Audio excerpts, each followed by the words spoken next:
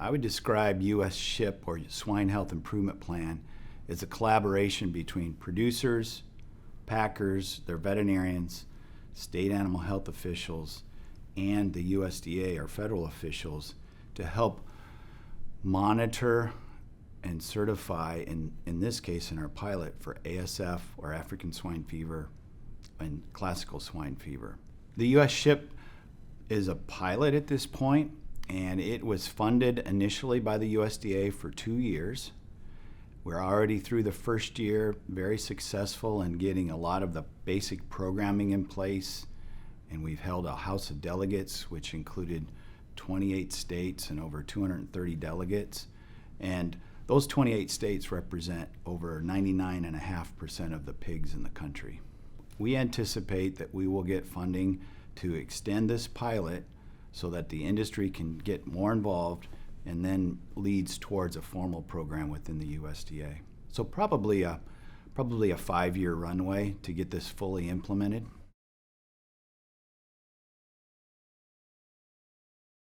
We're focused initially on ASF and CSF, foreign animal diseases.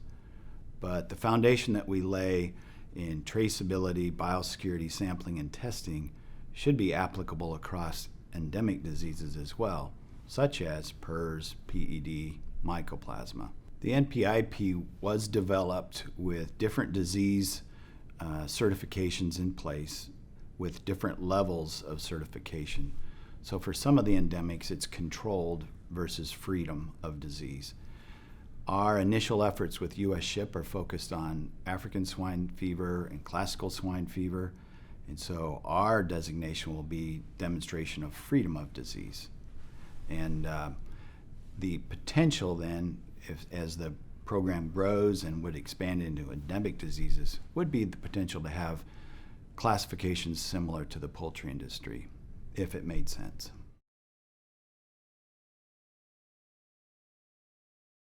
The requirements will be fairly basic initially. All of our work has been focused around biosecurity, traceability, and sampling and testing. So a producer or a packer that wants to enroll one or all of their sites will need to meet or exceed those requirements in order to be enrolled. We'll then have additional work that we're doing towards a second House of Delegates and future House of Delegates, where there could potentially be additional requirements, which makes the program more and more robust.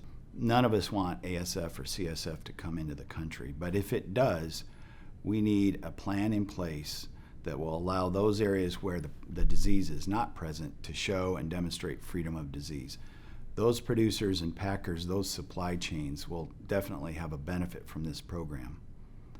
I see additional benefits beyond that from the standpoint of having good biosecurity, having areas that are being evaluated relative to traceability and understanding what disease transmission looks like from site to site, or even from genetics down to commercial.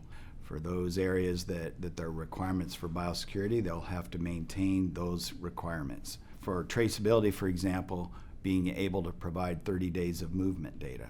That'll all be administered back at the state level, and the states will basically confirm compliance on an annual basis for each of the sites that are participating.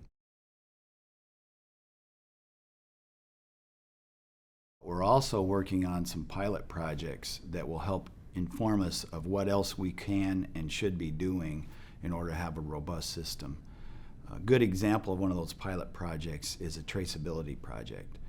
And in that traceability project, we're working with a packer, a slaughterhouse, and the procurement from that slaughterhouse. We're looking to monitor all the movement, not just between the sites and the packing, but within those production systems or producers and even their incoming stock. We're planning to use AgView, which is a program provided by National Pork Board, in order to streamline the data collection of that project. AgView is a great tool that was produced and developed by the National Pork Board for movement. So as an example, AgView could be used in the traceability, the movements within this program, that helps streamline that data transfer, data collection, and data transfer within a production system, within a supply chain, and then that information available to the state animal health officials.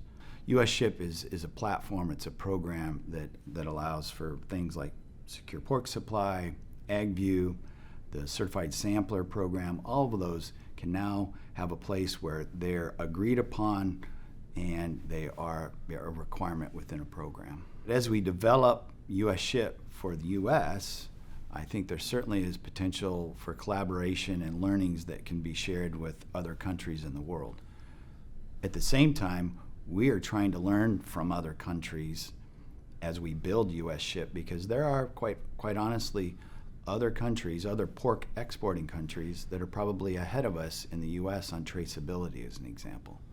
So we want to learn from Canada, and we want to learn from the Netherlands and Denmark and Brazil on traceability.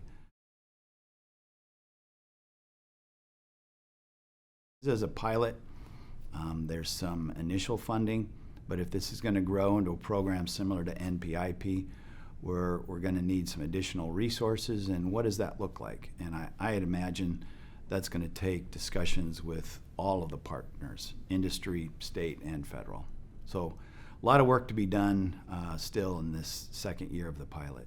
So we hope that as we turn the corner on 2021 and go into 2022, that all producers and all packers in the U.S. that have interest would reach out to their state officials to consider enrolling in this program. We have a website, U.S. Swine Health Improvement Plan, that has a lot of information on it that can provide more background if you need more background. The opportunity now is to enroll, and the bigger critical mass we get enrolled into this pilot, the more successful it'll be.